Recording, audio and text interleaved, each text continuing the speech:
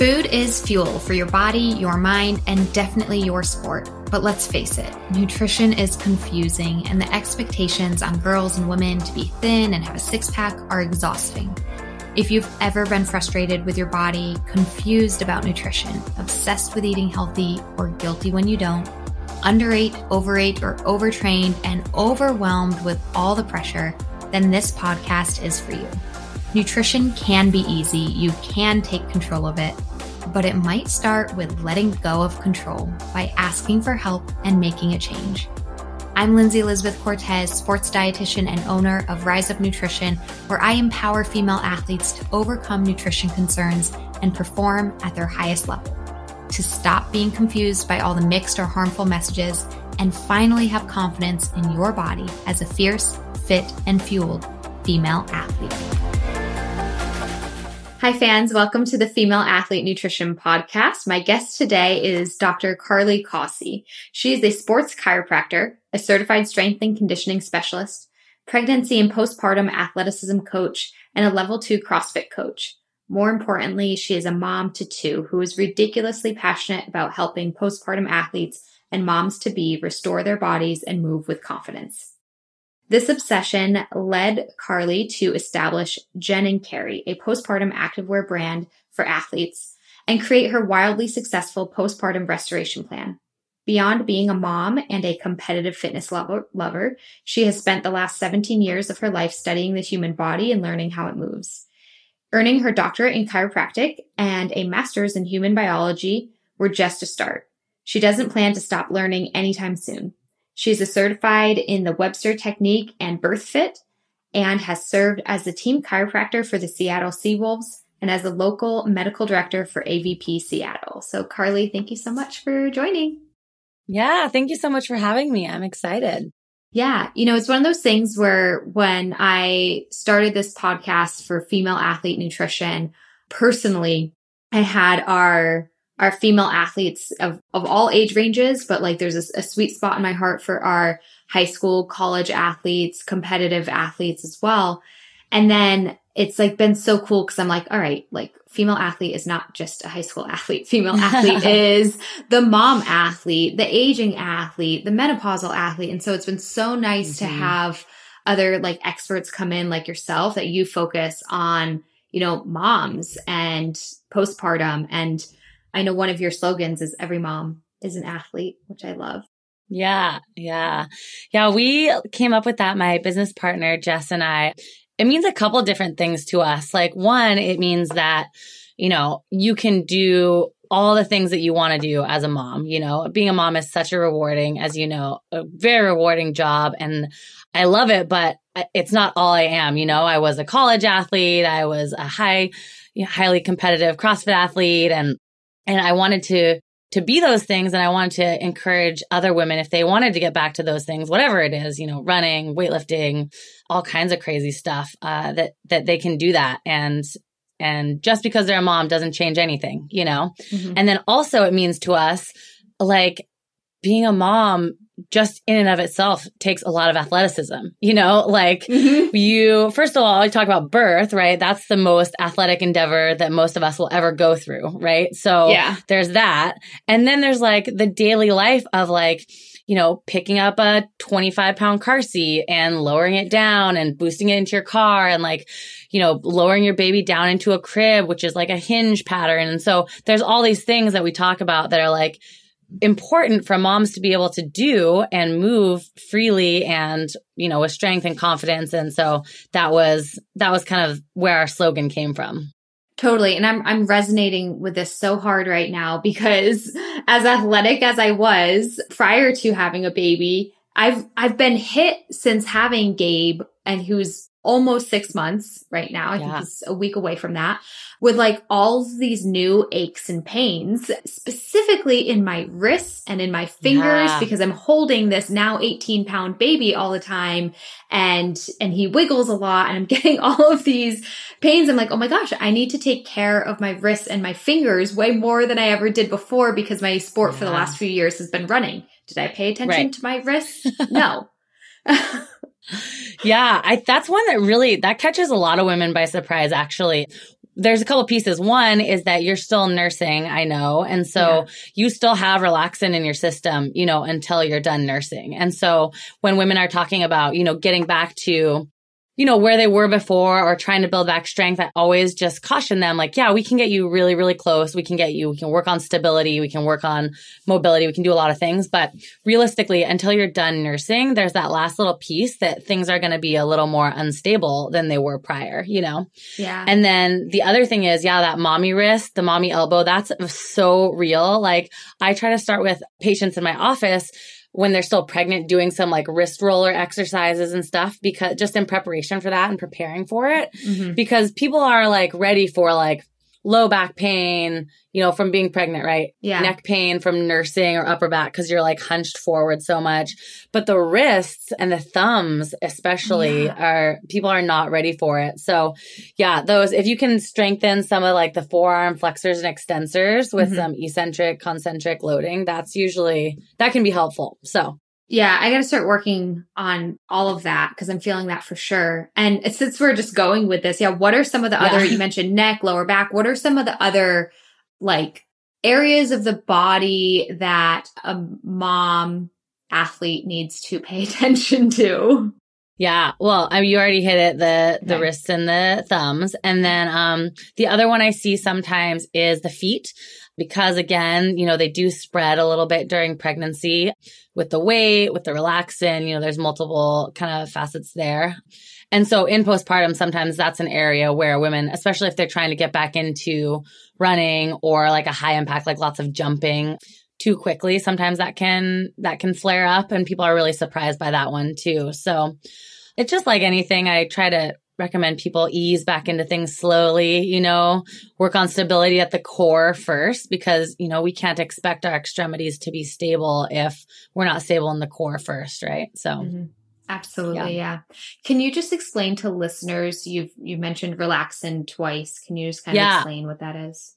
Sure. Yeah, of course. Yeah. Relaxin is the hormone, one of the hormones in our bodies. It's the most common. I mean, there's many others, right? But it's kind of the most like common buzzword that people like know and know a little bit about, that's in the body during pregnancy and then also during breastfeeding. And it just works during pregnancy to help the joints stretch out, basically, to help the ligaments stretch out a little bit so that the baby can pass through the birth canal. But it doesn't just affect the pelvis, it affects actually all of our joints. And so that's one of the things that people don't maybe realize and don't understand of why things are a little bit achier afterwards, especially if they're nursing. That can be one of the reasons. Yeah.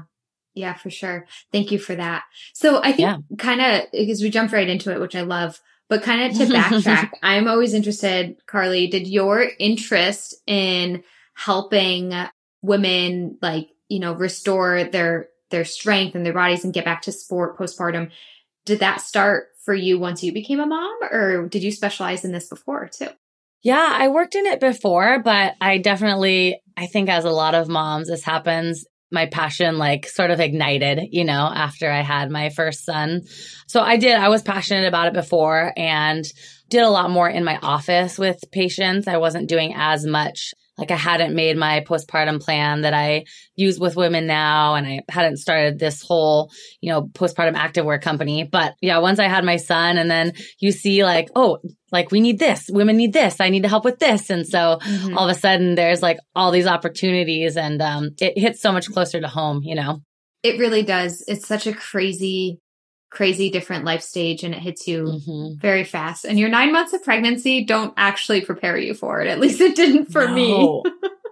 I remember very distinctly, I was so concerned in my first pregnancy with the birth, and I wanted to make sure I, had my plan and, or my preferences, and I had all these ideas. And I remember very distinctly, as soon as I had my son, sitting in the bed with him, and I was like, oh no, I was worried about the wrong thing. That was such a little piece. And now I have a whole lifetime, of raising a kid. I was like, oh boy, it hit me really hard.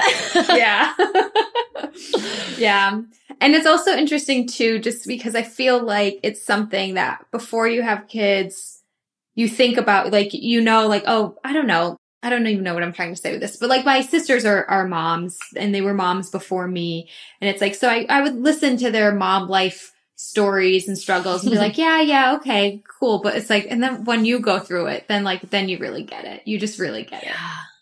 Even something so little as like, you know, my older son is homesick, you know, and I know before when I was a mom, I'd be like, oh yeah, great. Your kid's sick. Like, no, that like ruins your whole day. Like every plan that you had is now gone. They can't go to school. They can't go to school for like however long if they have a fever, you know, it's like, there's little things like that that seem like such a simple sentence. And it's like, no, that's a big deal, you know? Yeah. Your work schedule is thrown off of it. Like, they screw up their nap time and sleep time. Yes. So then like emotions are thrown off, like everything. Yeah, totally. Yeah. So I'd love to know more about like your background as an athlete. Every mom is an athlete. You're an athlete, but you also mentioned you were, you know, a collegiate athlete. You're big into CrossFit. Can you tell us a little bit about your athletic journey? Yeah, of course. So I played volleyball in college. I played, you know, all growing up club. And then I played at a couple of different schools in college. And I shouldn't say I play beach volleyball now because I have not played for like a year because I have a 10-week-old baby. But I kind of transferred to beach volleyball after college and played that for quite a while. And then I got into CrossFit when I moved to Seattle, which was about 11 years ago, I think. And my first chiropractic office I worked in was right above a CrossFit gym. And at first I was like, this is great. You know, like these people are right here. They're doing these movements and this stuff that I love. And I was doing, you know, high intensity workouts at the gym, similar to what a CrossFit style workout would be on my own. And so I joined there kind of thinking like, this is a good opportunity for me to find patients, you know? Business. And then like fell in love with it and got my L1 and then my L2, which, you know, there's 4 levels of the CrossFit certification.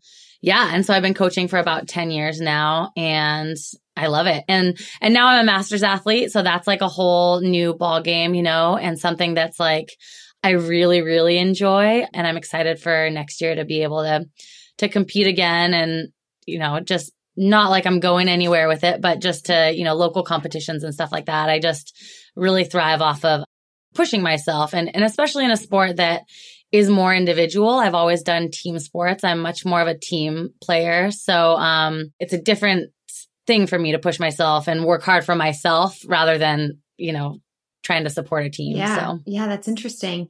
And I think I saw on your Instagram account, I think it was on Instagram, like after your first, so you have 2 boys, right? And so after your first, you did get back to actually competing CrossFit wise as well, right? I did. Yeah. Yes. And I actually did my first weightlifting competition too, which was really fun. And I, you know, obviously didn't set any records, but at 5 months postpartum, he was 6 months, I competed in my first weightlifting competition. So that was like, I saw. Yeah. Just another way to challenge myself. And again, that's like a totally individual sport, you know, like just you and the barbell. And yeah, so that was pretty fun. So we'll see. I don't know. I've been thinking this time, I'm like, okay, what different could I do this time that, you know, I could challenge myself with? We'll see. Yeah. So I'd love, since you went through that in personal experience, we're talking about moms as athletes because of all the bending over, you know, to the bassinet or lifting up into the car or whatever it might be. But then there's also, you actually returned within 5 months to competitive, like doing a weightlifting competition. What are some of, you know, the top maybe tips or, I mean, you definitely already mentioned like go slow, but like how can you return to a competitive, to high level athletics postpartum? Yeah. So there's a couple of things I usually recommend people do. I almost always recommend people check in with a pelvic floor PT. Even if you have a C-section, there's a lot of benefit there. You still carried a baby, you know, pressing down on your pelvic floor for 9 months if it didn't come out that way, you know, or with a sports chiropractor, someone like me who works with postpartum population, just to make sure that everything is moving well. You know, your body you basically have a new body after giving birth. And so when I have people come into my office as patients, we start a whole new patient appointment. Even if I've seen them for years and years, I schedule more time with them. We do a brand new exam because it's a whole new body, So those are a couple things that I always recommend people do. And then from there, I have people start off really early on with really simple things. So some breathing exercises, some transverse abdominal engagement, which is one of the big abdominal muscles that kind of wraps around the front of our abdomen and actually helps to push the baby out. So I have people start with some really simple stuff, even as soon as a couple days after an uncomplicated birth, just to reconnect with their body, to reconnect their breathing. After that baby's been in there, it presses up into the diaphragm, and we see a lot of lack of endurance of the diaphragm. And so just starting that deep belly breathing and getting that diaphragm to be able to expand and contract how we want it to can also be really helpful. And then from there, it's just like any kind of, training, it's progressive overload, so you have to start much slower postpartum with some of these things, but then going through a plan, like I mentioned, I have a 8-week postpartum restoration plan that is, it's 4 days a week. It's like 20 minutes a day, some kind of plan like that. I almost always recommend. And of course you can be working out alongside that in a modified way. But then once you get through some kind of rehab plan, then I think is where you can start to transition into more of whatever other activity it is you do, whether it's running or cycling or lifting. But starting off slow doesn't mean doing nothing for 6 weeks, because I think that's a mistake that a lot of people make is they wait to get cleared at 6 weeks. Well, you can be doing breathing exercises. You can be doing glute bridges. You can be doing all kinds of simple, easy, quote unquote, easy things before that 6 weeks that are going to help with your rehab and don't necessarily qualify as like needing to be cleared for exercise, Right. I think I did that. I did breathing exercises.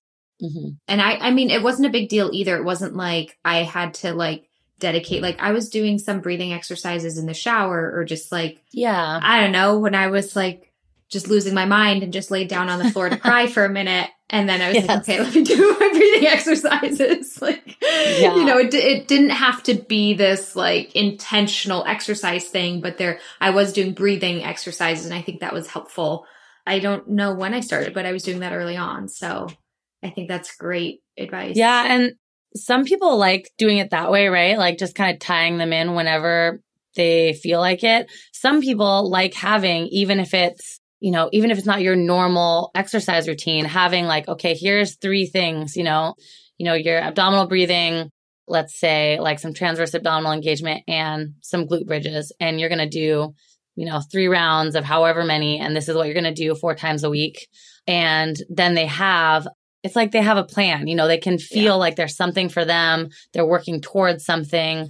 So as long as people are moving and breathing and feeling like they can reconnect with their core and their breath, then that's kind of the best place to start. Yeah. So your 8-week postpartum restoration plan that you have up for sale, it's online, right? Yeah. Mm-hmm. So people can purchase it whenever they want to and access it. When do you recommend that somebody start that? Once they're cleared by their doctor? No, I mean, I recommend, a lot of people reach out to me about this, and my general answer is that if you have an uncomplicated birth, which means you have very minimal tearing, vaginal birth, whether or not you use drugs or not, you can start within 3-4 days, as soon as you're feeling ready. I also recommend people don't try to force themselves into that. If they feel because I also believe very strongly in that kind of lying in period of being just with the baby in the bed, if that's what you want to do for a few days or however long after birth. So some people start, 1, 2, 3 weeks after. And then with a C-section, actually, I had a C-section. My second son was breech. I tried everything you can imagine, including 2 failed versions to try to get him flipped. He did not flip. So I had a planned C-section, and I'm actually really grateful for it because I have a better understanding now of C-section recovery and what that looks like. And so I do recommend for C-sections, it's a little bit later. It's at 2 weeks point is when I usually recommend people start, just because you're recovering from abdominal surgery. So you can be laying in the bed and doing some breathing exercises for sure. But, to actually start that plan, it's a couple weeks usually I recommend. Yeah. Yeah. No, it's refreshing to hear you say that this can be started sooner, because it's all about like how are you feeling, and first and foremost, but maybe the sooner we start some of these little things, the better we recover. I also just want to add in there though, like, cause for me, I think in my head, I had the slow and steady approach, but I was still surprised at such a simple thing like going out on walks. I envisioned myself being able to go out on a stroller walk pretty soon, because in my head, I did not consider a walk exercise. So I was like, hopefully I can go out on stroller walks, at week 1, week 2, whatever. And I was not healed yet.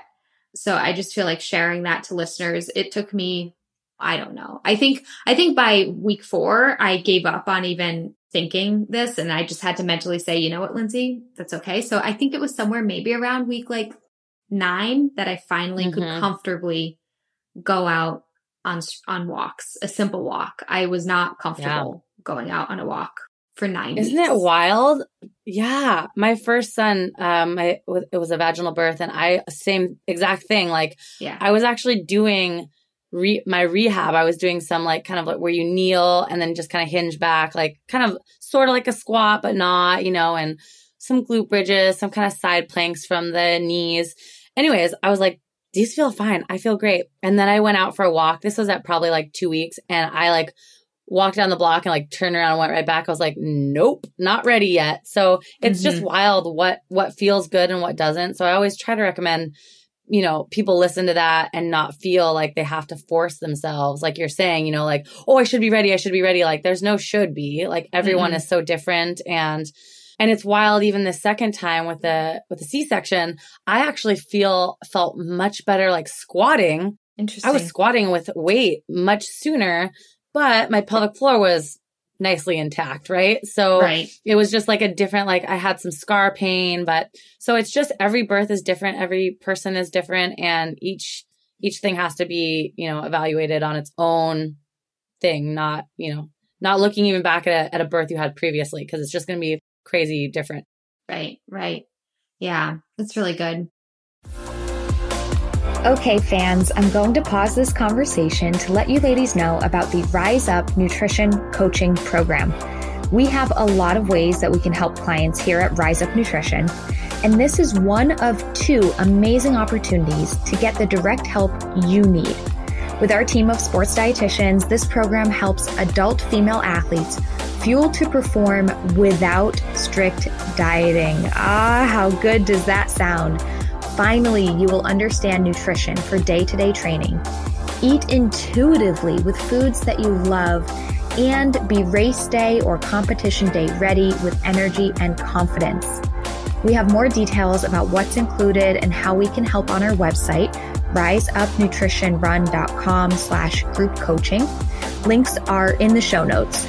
But I quickly want to share what a few of our clients have said about their experiences in this program so far.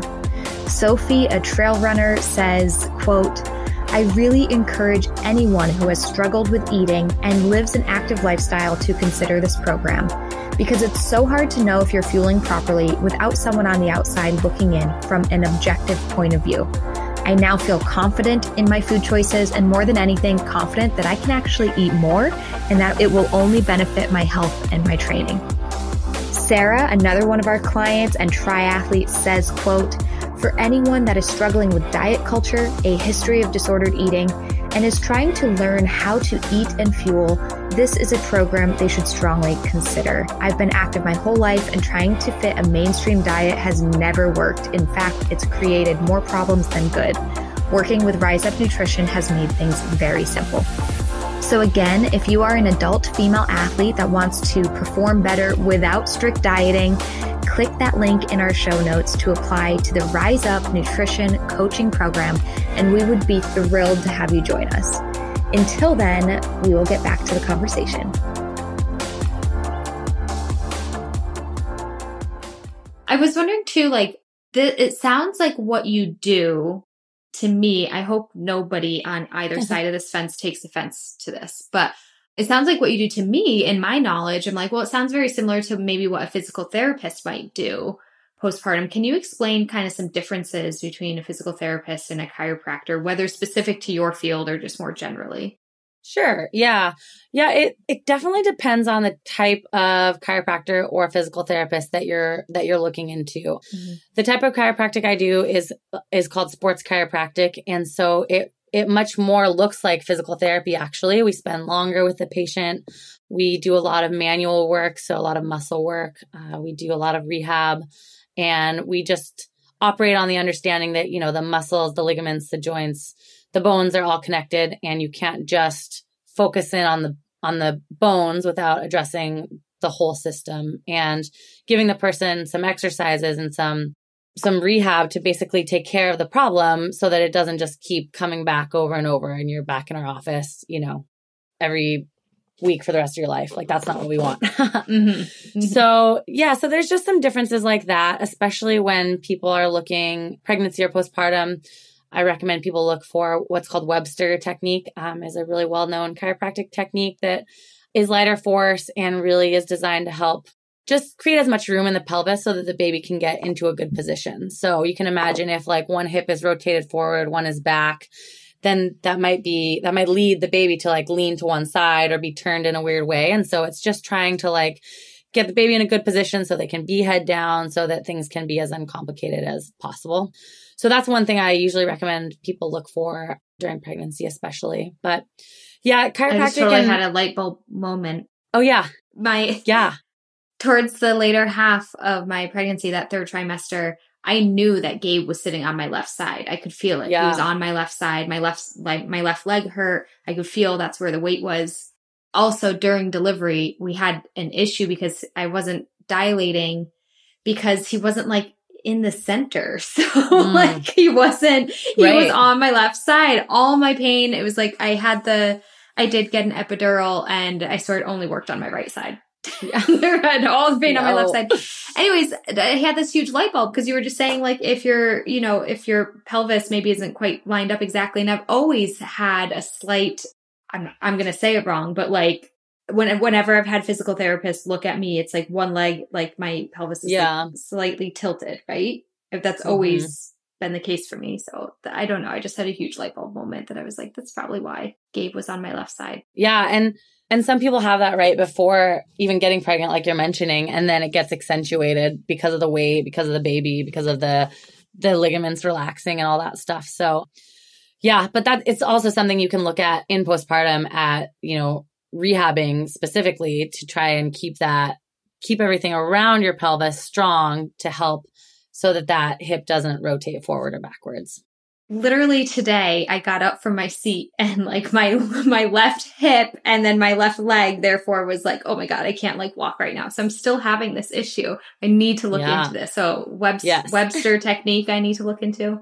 Webster is the one, that is during pregnancy mostly, but usually people who do postpartum work also do, as chiropractors do Webster too. So yeah. Okay. But I would look for a sports chiropractor usually is what I recommend because they can do, it varies state to state, but one of the differences between chiropractors and physical therapists is that in many places, physical therapists can't adjust, the joints, right? And so that's why if you find a sports chiropractor, they can adjust the joint and then they can do a lot of the recovery rehab stuff too. So that varies by state to state. Some states PTs can also adjust, it just depends. But yeah, it's really interesting how these things vary by state. But yeah, it's wild, right? Especially nowadays. I mean, definitely the last like 5 years, and especially with, virtual consultations and telehealth type stuff. It's like crazy that this isn't just the same. But yeah, some states, physical therapists can't do adjustments. And that's why we have chiropractors to do that. Right. So super interesting. Yeah. So, okay. Shifting gears. You're a chiropractor. And by the way, you own your practice? I do with a partner. Yes. Okay. So you co-own your practice. And so you're just kind of that entrepreneur businesswoman because you have another company, Jen and Carrie. Can you tell us about that? Yeah. So Jen and Karlie started, well, first of all, my partner's name is Jess and my name is Karlie. And we named the company Jen and Karlie because no one ever gets our names right. And people call her Jen and they call me Karlie, like notoriously.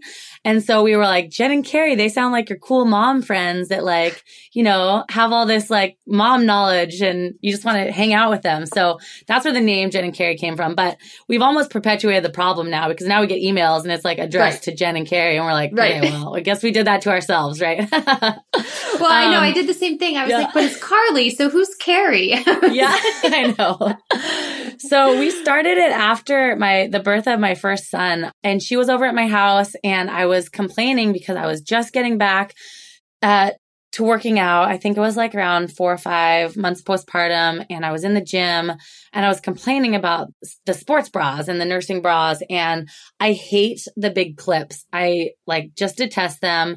They get in the way, they pop open, they dig into your skin, and really they advertise to the world like, hello, look at my nursing bra, you know, which is fine. I'm proud to be a nursing mom, but like I really wanted this like hour of time where I could go to the gym and just be an athlete and like do the class with all the rest of the class and just like be myself, you know? And so it led to us kind of doing this hunt for this bra that didn't exist and eventually creating it. So the bra that we have now, it has no clips, no buttons, no zippers, no Velcro. It looks like a normal sports bra.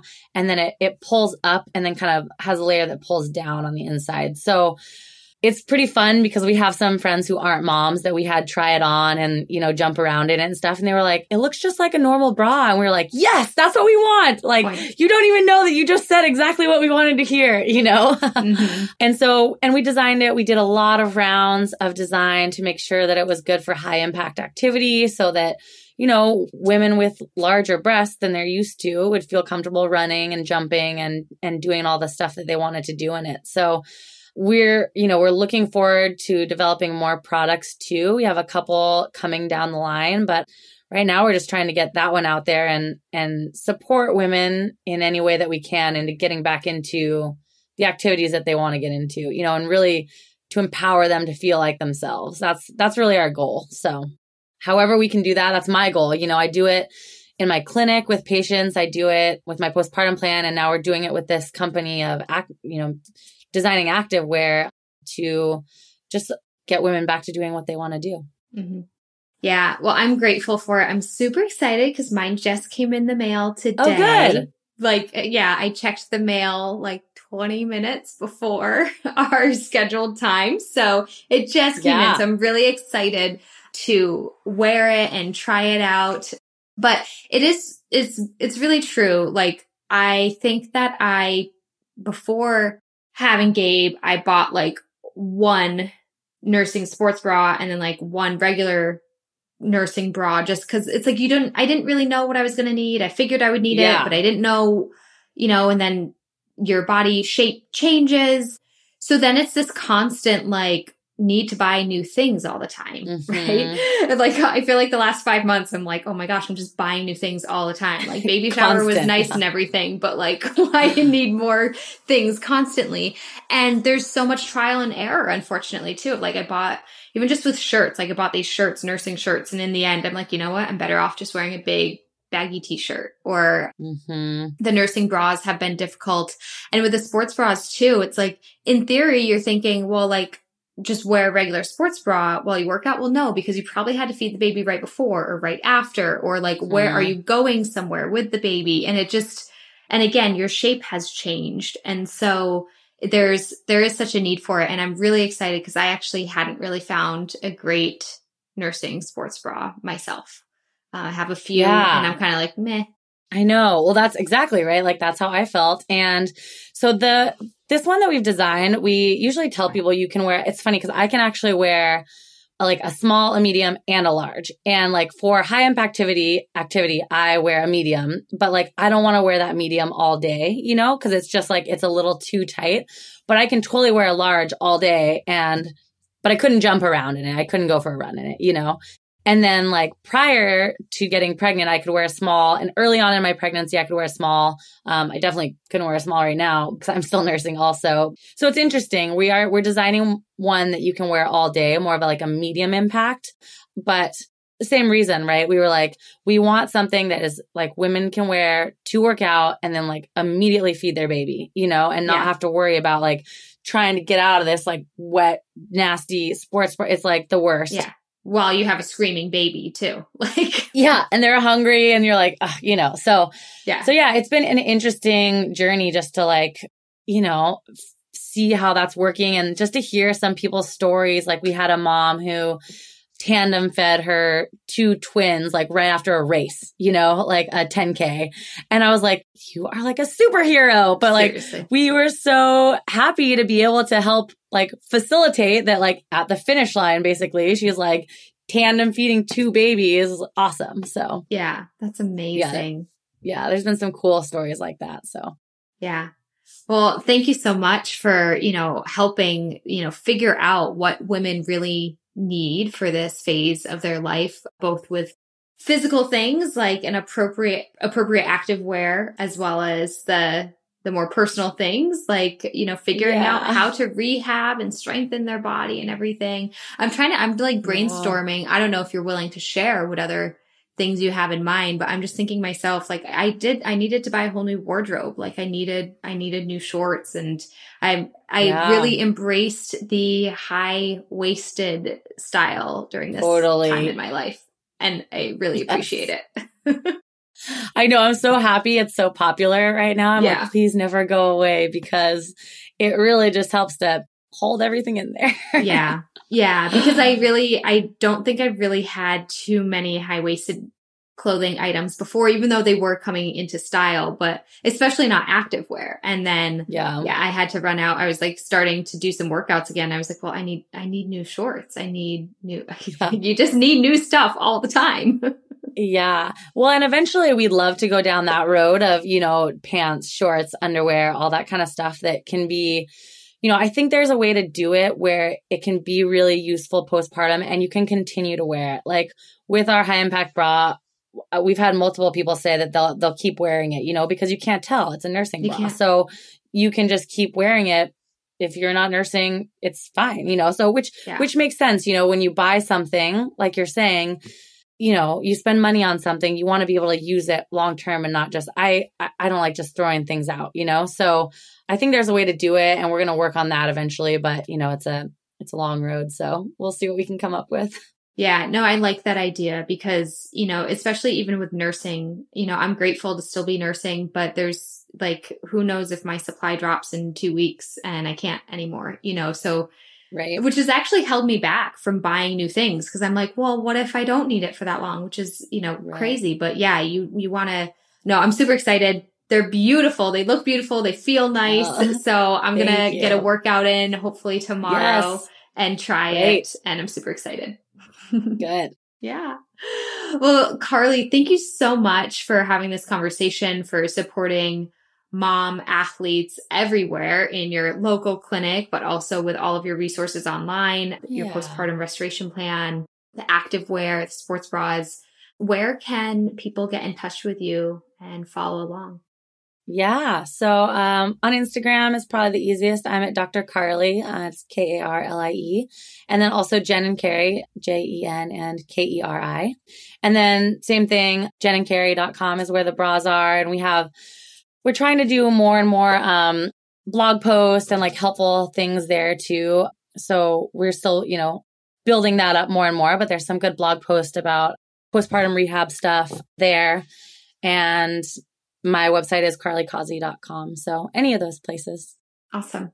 It literally just hit me as I'm like wrapping this episode up. Sometimes I forget that I'm the host of a nutrition podcast because I was just like so into this conversation. I did not ask you one nutrition question.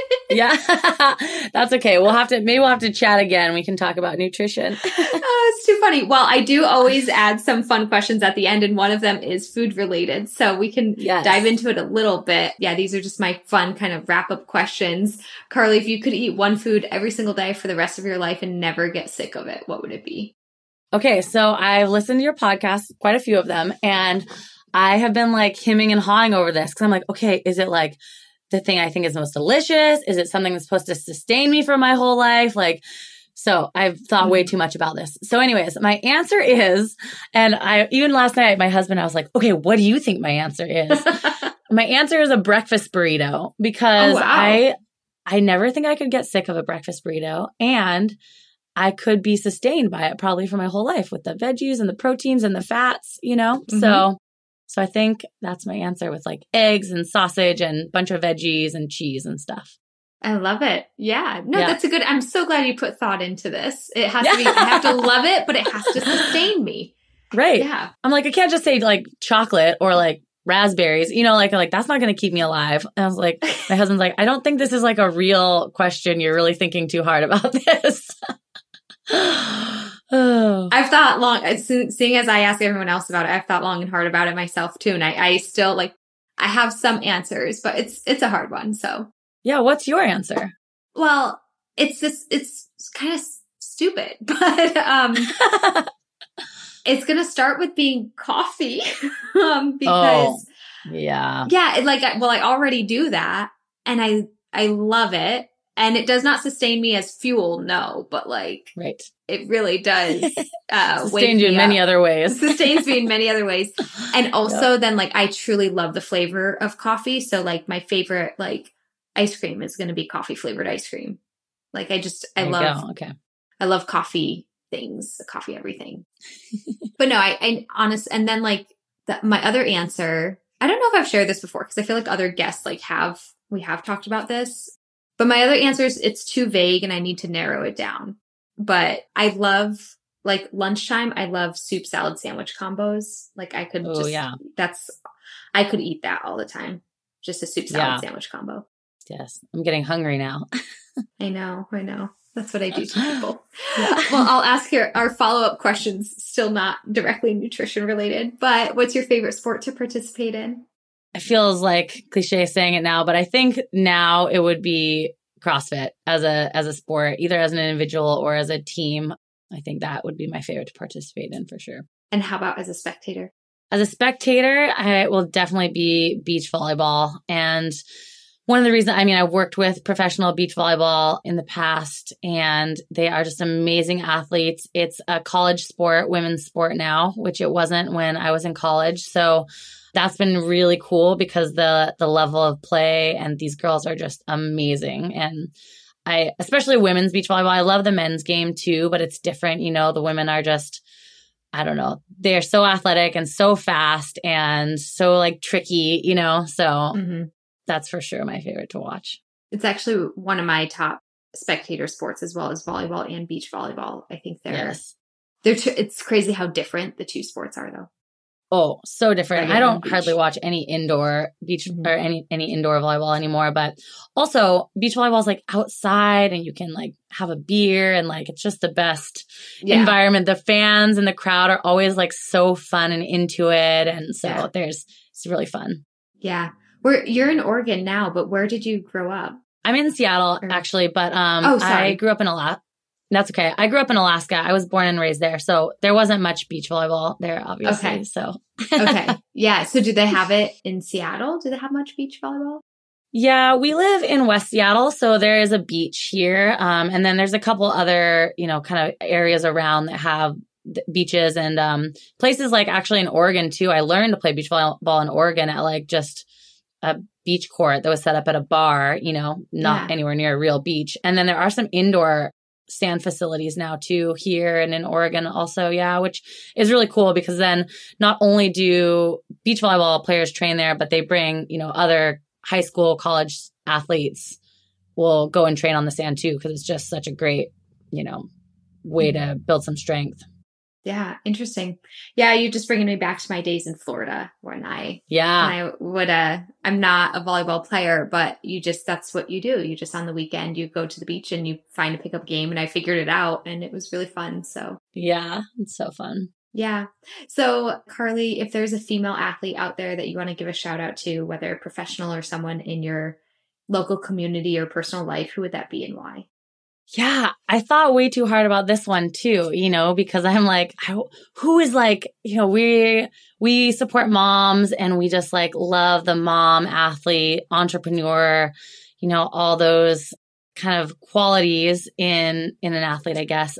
I think the one I have to go with is sort of an old school one. It's Gabby Reese. Do you know who she is? I don't. She's like one of the first kind of really famous beach volleyball players. She's a mom. She has, she's just like always still learning and like putting stuff out there. And she's just an amazing athlete. And of course I wanted to be her, when I was a kid, and then I grew to be 5'7" and not 6'2" or whatever she is. So, but yeah, she's an amazing player. So I think she is one of the ones that I look to, as a mom, as an entrepreneur, as an athlete, and just really admire.